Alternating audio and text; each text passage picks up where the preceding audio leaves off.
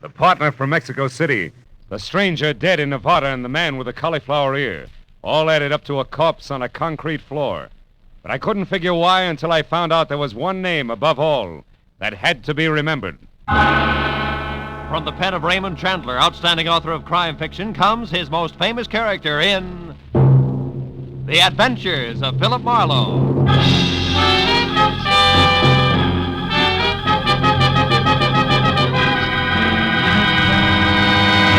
Now, with Gerlad Mohr, starred as Philip Marlowe, we bring you tonight's exciting story, The Name to Remember.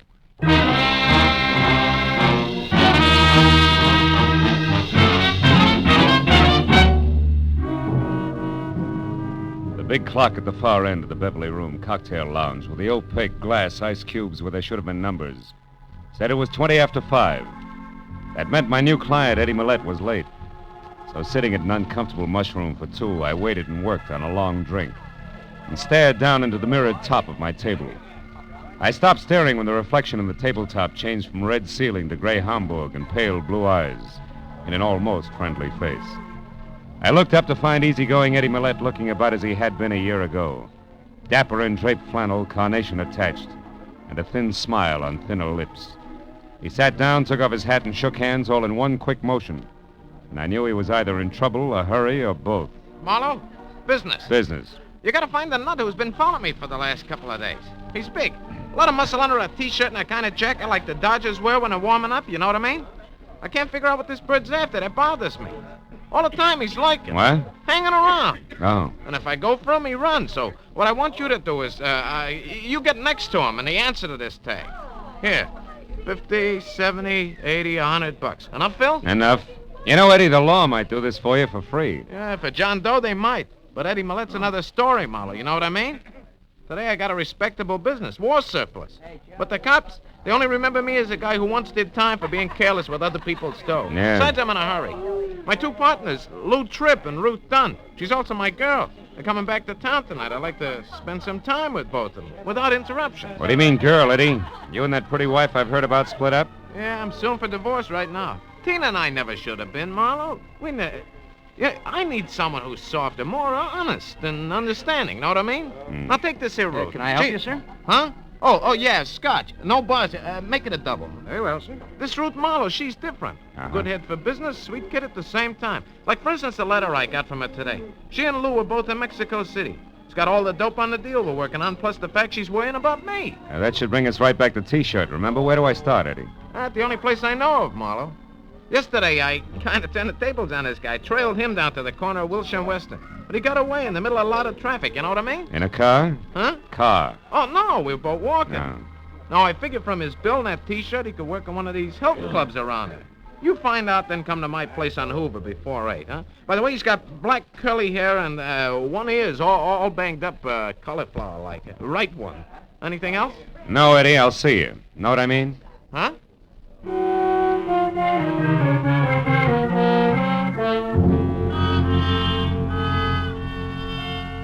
2 hours after I'd left Eddie Millette, I checked with a half a dozen hooray for health clubs in the neighborhood, smelled a lot of liniment, and came away with nothing more than distended nostrils.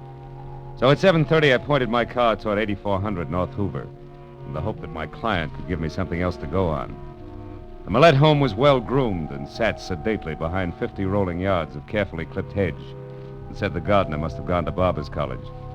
So when I leaned against the front doorbell, I expected Eddie in at least a silk-lapelled smoking jacket with slippers to match. But when the door swung open, I got a surprise, because I was greeted instead by a lot of white T-shirt, and in front of that and coming straight for my head was a fist the size of a muskmelon. Oh! Okay, Private Detective hired by Eddie Millette in the Beverly Room. Get up. No. Yeah, don't so much as smile crooked or I'll twist your arm in two. What is it you want? Oh, one thing, a chance to bust you in the nose. What nerve. Yeah? Listen, stupid, if I had the time, I'd tie your arm into a square knot, then rip it off at the hinges and throw it away. But right now, I've got what I came for. I'm in a hurry, so you're real lucky. How about Eddie Millette, Muscles? How lucky is he? Very. He's inside, resting. Just like you're gonna be, mister!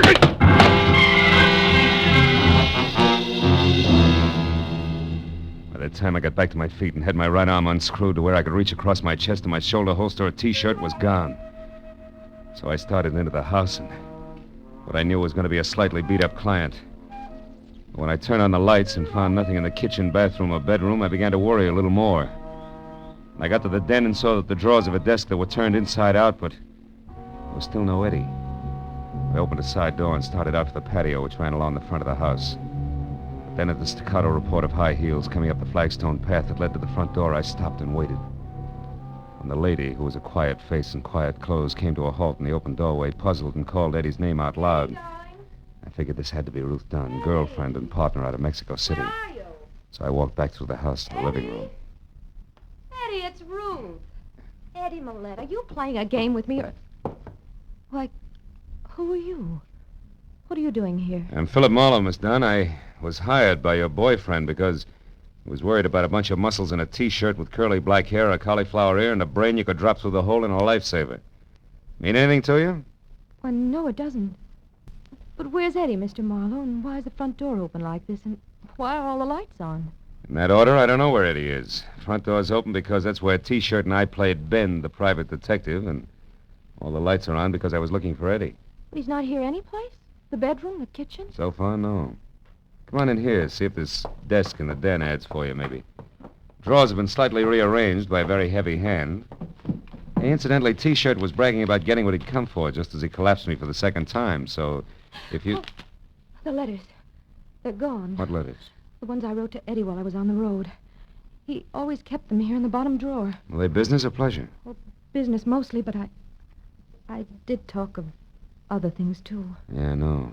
Eddie mentioned that when he told me about you and Lou Tripp being due back tonight.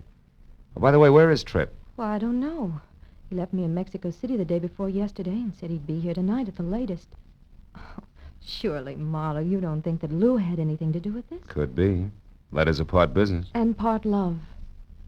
So I'd say that the only person who could possibly be behind this is Mrs. Millette. Tina? Yes. And for the oldest and best reason in the world, Marlowe. Jealousy. Tina'd do anything to make Eddie and me unhappy. She could twist the innocent wording of those letters so that any divorced judge would see things her way. She's cruel, Marlowe, and she... Marlowe. Hmm? Under that door there that leads to the garage. It's blood, Marlowe. Stay over there, Ruth. Oh, Eddie. Eddie, are you... Oh, no. Oh, Marlowe, he's dead. Isn't he? Yeah, honey. I'm afraid he is. Eddie Millette was dead. Real dead. Oh, Eddie. The right side of his head crushed in. And next to him and on the edge of the ugly pool of blood that had seeped under the door was the grease-coated tire iron that had done the job. I turned Ruth away, and it wasn't until we were back in the living room and she'd stopped sobbing long enough to take the double shot of brandy that I'd forced on her that I started for the telephone and a call to Detective Lieutenant Ibarra at Homicide. But before I could pick up the receiver, it went off. Hello? This is Lieutenant Ibarra at police headquarters. Ibarra? Huh? How great can service be? This is Marlowe. I was just going to call you. Did I dial your office number by mistake, Marlowe? No mistake, Lieutenant. I'm at Eddie Millette's. I've been working for him since this afternoon. What's up? Why the call? A dead man named Ellis Clay in a motel outside of Carson City, Nevada, Phil. Yeah? It looks like an accidental explosion in his room there, and the best the sheriff has for identification other than his name and the city, Los Angeles, is a blank sheet of letterhead paper from Eddie Millette's war surplus outfit. So I thought Millette might be able to help us out. Is he there? Yeah. And dead, Ibarra. Huh? Murdered with a tire iron sometime in the last hour. What? Mm-hmm. Any idea who did it? A muscle man in a T-shirt, maybe. But at the moment, Ibarra, the motive seems to be a little mixed. Say, wait a minute. I may be able to help you on that Nevada guy. Ruth. Ruth, do you know anything about a man named Clay in Carson City? He had Eddie's address on him when he was killed in an accident. Clay? Yeah. In Nevada? Mm-hmm. No, Phil, no, I don't. Oh. Hello, Ibarra. Yes?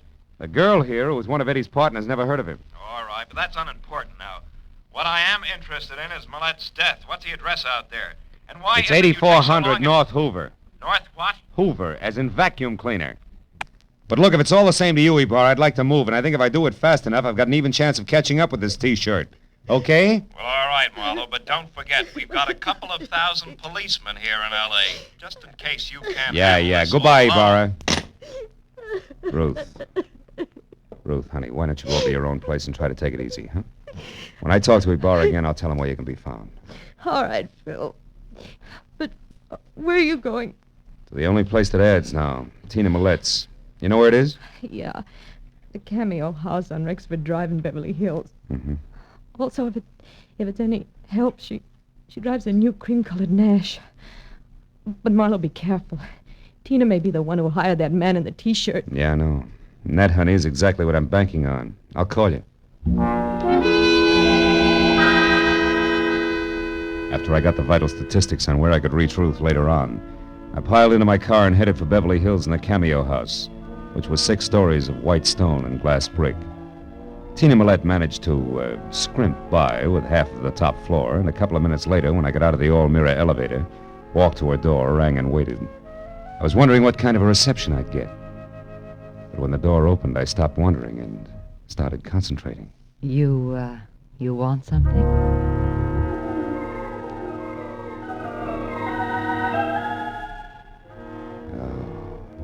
In something the texture of spun smoke rings.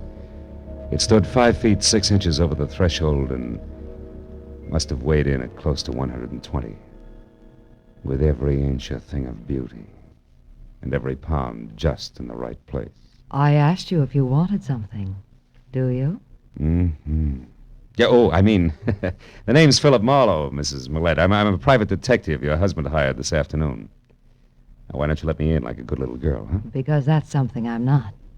Now get out of here before I call the police. Well, probably on their way up here right now. Oh? Your husband's dead, Mrs. Millette. He was murdered. Eddie murdered? Yeah. Now, do you still mind if I come in? No, of course not. I don't know what to say. Oh, that's a trite line. What was that? I said you're acting and doing a bum job of it. Why, I ought to slap your face. Or call your boy with the muscles and have him go back to work on my arm for a while. What are you talking about? The lad in the white T-shirt who killed Eddie and then stole a bunch of letters that were going to help you lie your way through a countersuit for divorce. Would leave Eddie both broke and embarrassed. You don't make sense, bright boy. No? First of all, I don't know who you're talking about. And second, if I were going to file such a countersuit, why would I want my husband killed first? Maybe you didn't. We all make mistakes, Mrs. Millette. Which is only one man's opinion. So why don't I just pick up my coat here and let the perfect gentleman escort me to the nearest police station? All right, it's a date.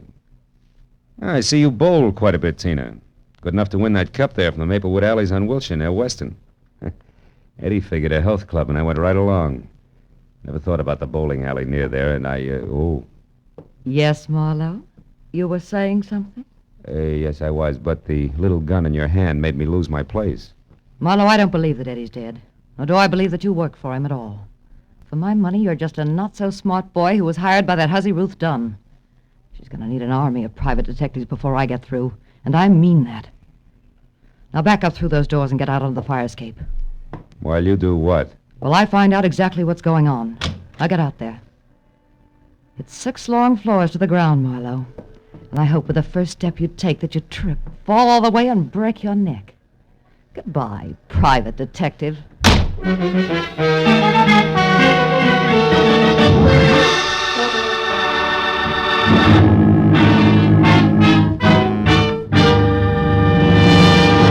In just a moment, we will return to the second act of The Adventures of Philip Marlowe. But first, just a little later on CBS tonight, you'll hear Sing It Again's Master of Ceremonies, Dan Seymour, giving a perfect characterization of a man going crazy.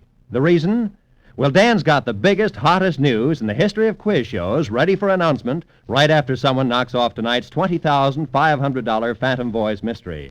So be sure to hear Sing It Again tonight when it comes to you at 10 o'clock Eastern Time on most of these same CBS stations. And now with our star, Gerlad Mohr, we return to the second act of Philip Marlowe and tonight's story, The Name to Remember.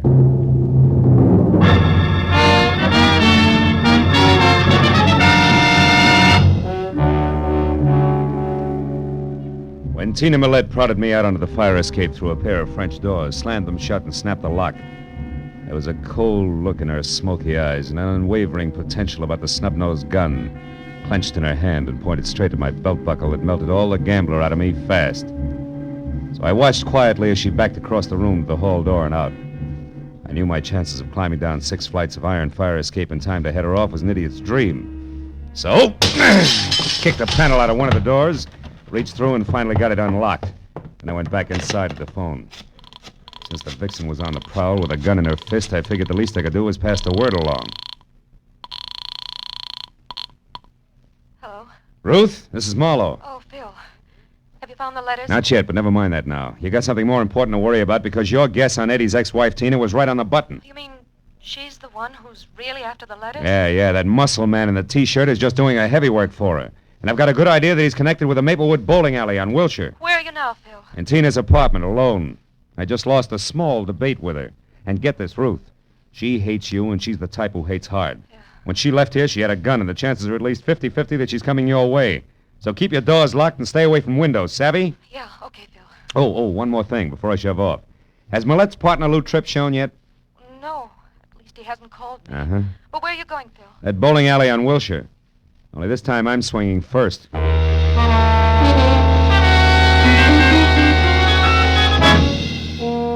Maplewood was a small and dusky combination 6-lane bowling alley restaurant, bar, and magazine stand, and cigar store, all slightly down at the heel and more than hungry for business. Only 2 alleys were in use, and a lanky postgraduate delinquent with a mouthful of gum and a complexion one tone greener than his eye shade was the only houseman in sight. He looked up and watched me as I moved over to the bulletin board where a bank of photographs were tacked up, picturing the champions of the local league. Sure enough, there in the top row and holding a bowling ball that had more expression than his face was the pile of muscles in a T-shirt, which the caption tagged as one Sid Sawyer. So I walked over to the counter where the houseman sat and made like a one-man fan club. What's your problem, Mac? I see Sid's up there with the champs. Is he around tonight? I wouldn't know. Where can I get in touch with him? I wouldn't have the faintest idea, Mac. He works here, doesn't he? Yeah, off and on. But you don't know where he lives or what his phone number is, huh? Well, you're just beginning to get the idea. Come here, you! Hey, cut it out, will you? Take your hands off You of get me. the idea and get it fast unless you want your teeth crammed down your throat. Where does Sawyer live? Now, wait a minute, mister. Take it easy. I'll tell you. He's got a room over on Shadow Street, 6340. Upstairs. He don't have no phone. All right, that's better. Is he there now? I think so. But, gee, I don't know why everybody is so interested in Sid Sawyer all of a sudden. Who else is interested? Some babe called a couple of minutes ago. An old friend, she said. That's the reason I give you the store. Yeah? Honest. You see, Sid don't like to be interrupted when he's entertaining old friends. Is that so? Well, this is one party that's going to get crowded whether he likes it or not. 6340 Shadow Street was a top-heavy, stale, gingerbread house, left over from the days when Los Angeles was a stopover between Spanish missions. I got out of my car and started across the street toward the door when I saw Tina Millette's cream-colored sedan sticking out through a tangle of overgrown brush in the driveway, which meant I was still in time for the big reunion. So I went inside and up the steps to Sawyer's door. There was a light on and movement, but no voices. I slipped my gun out of its holster, knocked lightly, and stepped back. The knob turned slowly and the door cracked open. I kicked hard! Yeah, don't move, Muscles. I'm returning your visit. Where's Tina? Who's Tina? Look, her car's outside in the driveway. She's here after the letters, isn't she? What letters? You're nuts. I don't know what you're talking about. And these suitcases. You wouldn't be skipping town, would you? Listen, Shamus, you're barking up the wrong tree. I don't know anything, get me? Yeah? Okay, Sawyer, if you insist, we'll do it the hard way. That squares us for that arm-twisting job you gave me. Now we'll start all over again even. Get up! Come on! Quit hitting me with that gun. I don't enjoy doing it, so the faster you talk, the sooner I'll stop. Where's Tina? I don't know what you do. Now make it straight. I haven't got all night. All right. No more. That's better. She came and picked up the letters, and she left again. 5 minutes before you got here. 5 minutes, you're lying. Take a look out that window and tell me why your car's still outside. I don't know what... Where? I don't see it. In the driveway next door. Holy smoke, it's gone. All right, Sawyer, that means I can spare 30 seconds for the rest of the story, so make it fast. She told you little Eddie Millette is dead. That's why you're blowing town, isn't it? No. Now, wait a minute, Marlowe. I never killed him. I just knocked him down. Sure, on a concrete floor with a tire iron. No, Skip it! Those letters you got were written by Ruth Dunn. Was Tina heading for Ruth when she left here? I don't know. Come on, Sawyer. I'm running out of time. Won't do you any good to try to protect Tina now. Oh, no. We'll see about that, Marlowe. Why, you... I hope Tina was worth a broken jaw.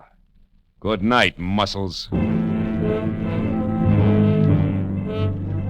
took a close look at Sawyer to be sure he was down for the long count. Then I stepped out the door and into a whispering circle of wide-eyed neighbors who had heard the fight and had already called the police. I flashed my identification, issued a battle order to the three huskiest ones, and then ran down the stairs to my car. I made it from Shadow Street to Ruth's bungalow on Normandy in something under 5 minutes, but still not fast enough. Because when I ground to a stop in front of the place, I saw that same cream-colored sedan already there, close to a side door. I belted up the walk and was halfway to the house when I heard it. It made me sick. I went up to a front window where the only light was burning and looked in. The room had been torn up, and in the middle of it all, face down on the tangled carpet, was Tina Millette. And it was Ruth who was slumped in a chair, her face buried in her arms and sobbing hysterically. And still dangling from her hand was Tina's snub-nosed revolver. She looked up as I walked in. Phil, I killed her, Phil. I know. Come on, baby. Take it easy. It's going to be all right. Oh, she had this gun. She was crazy, Phil. She was going to kill me. I don't know what happened. I struggled with her, and then I realized I had the gun in my hand. I shot her. I didn't even think. I just pulled the trigger on her. She's dead, Phil. Yeah. Come on, Ruth. Leave it alone. It's over now. Now try to get hold of yourself. She brought the letters back. They're on the desk. She said that they didn't matter anymore, that she was mixed up in Eddie's murder and there was nothing left for her but to run. That she took the gun out of her purse and said I'd ruined her whole life and that she was going to be sure I got what was coming to me before she left. That's when it happened, Phil. I was so scared I went out of my head, I guess. Yeah, we better call Ibarra, honey. I think we can explain it all now, except one thing. Ruth, do you remember that guy Ibarra called us about? The one who was killed in Nevada? Ellis Clay? Yeah, that's it. Clay. I've had the feeling all night that some way his death is tied up with all this. It's only a hunch, but something seems to be missing. What is it, Phil? What's missing? I don't know yet. Look, honey, I want to take a look at these letters. You go call the police, will you? It was a long shot, but while Ruth went down the hall to phone the police, I flipped through the bundle of envelopes that had caused all the trouble. And the long shot began to pay off. I could hear Ruth talking to a desk sergeant as I picked up Tina's revolver. I broke it open. But then a pair of headlights and a red spot of a police car flashed in the driveway, and I knew that Ibarra had figured out a few things for himself. I put the gun down on the table again, told Ruth to forget her call, and when the lieutenant came in, Ruth and I together explained everything that had happened right up to Tina Millette's body on the floor. Well, it's quite a mess, isn't it? Anyway, this part of it looks like a clear case of self-defense. Right, Marlowe? Exactly right, Ibarra. It looks like self-defense, only there's something missing. Something missing? What do you mean, Marlowe? At least 3 letters in that packet there. I think they're the last ones you wrote to Eddie, Ruth. They're gone. Oh, that's strange. I don't understand it. And another missing item is Lou Tripp, Eddie's partner. He didn't show up tonight because I think he's in Nevada, dead under the name of Clay. What? Marlowe, you mean that Lou and that Clay were really the same man? Mm-hmm. Look, what are you getting at with all this theory, Marlowe? You'll see, Ibarra. Lou Tripp was double-crossing Eddie Millette. Lou went to Mexico with Ruth here, only he left early and flew to Nevada to close a big deal under the name of Clay. Meanwhile, some letters were written from Mexico to preserve the illusion that Lou Tripp was still there. Understand what I mean, Ruth? Yes, I think so. Yeah. And then the unexpected happened. Lou, identified as Clay, died accidentally in Nevada. That meant that sooner or later those letters would be exposed as lies. Right, Ruth? Marlowe, that gun on the table, watch it! Too late, Lieutenant. Now don't move. Either one of you. You haven't got a chance, baby. Stay back. Please, Phil, I don't want to kill you, but I will if you come one step closer. Stay back, Marlowe. She means it. Look, baby, you're licked. Marlowe. It was a good try, but you lost. Stay back. Why not go out? Like a lady! I'll shoot. Oh, what difference does it make now?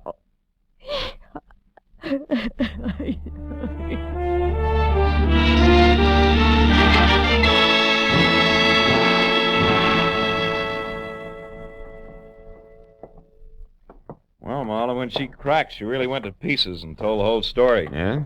And she and Lou Tripp were working together all right. When he died in Nevada, the lies she told in those letters put her in a tight jam with Eddie, see? So when she found Eddie unconscious in his garage, she finished him. But when she went for the letters, Sid Sawyer scared her off. Is that it? Mm-hmm. Ah. Incidentally, the state is going to give Sawyer a long vacation in one of their better institutions. Good, good. What happened down at Sawyer's place, Ibarra? You know, Ruth had a lot of nerve, Marlon. Yeah. She found Tina Millette's car at Sawyer's, so she waited in the back seat until Tina came out with the letters. Then she sapped her, drove the car to her house, and faked that slick self-defense setup. And she still doesn't know where she made the mistake that caught her. Hey, where was it, Phil? Well, she was being real cagey, Ibarra. She decided it was too dangerous to write the name Clay down anyplace, so she made it a name to remember. And she did. But too well. What do you mean, Phil? Well, when I asked her for it, the first name Ellis popped out, too. Mm-hmm. There was no legitimate way for her to know that you gave me the full name over the phone, but I only gave her Clay. That was an opening, but I needed proof. Mm-hmm.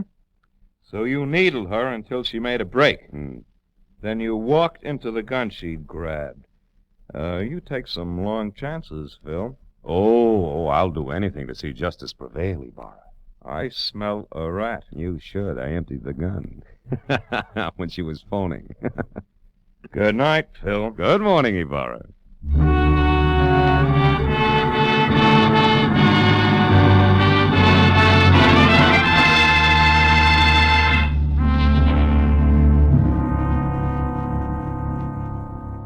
When I left police headquarters and walked to my car, first gray streaks of a new day were breaking in the east.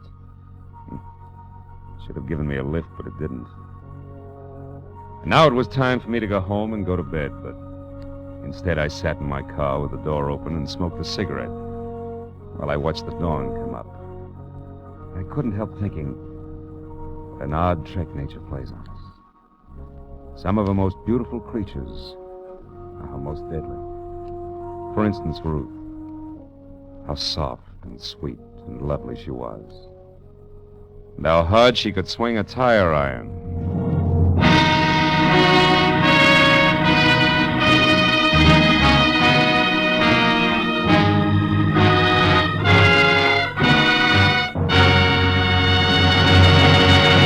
The Adventures of Philip Marlowe, created by Raymond Chandler, star Gerlad Mohr, and are produced and directed by Norman MacDonald.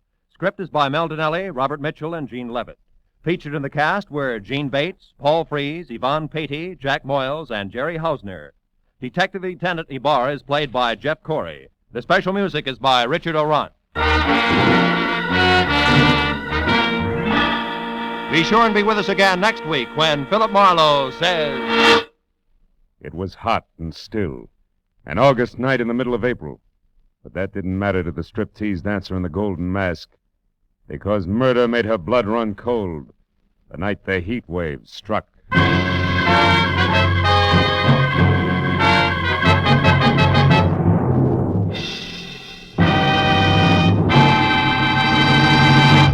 There'll be more dramatic excitement of the chase tomorrow on CBS's two Sunday shows, Broadway is My Beat and The Adventures of Sam Spade.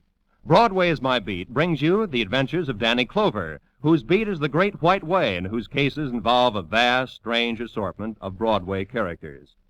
Later, Dashiell Hammett's great detective, Sam Spade, cuts another caper surrounded by mystery and mayhem in the grand style.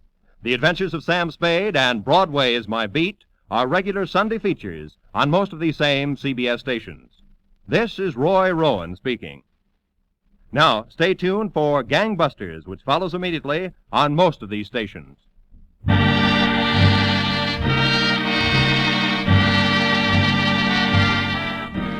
This is CBS, the Columbia Broadcasting System.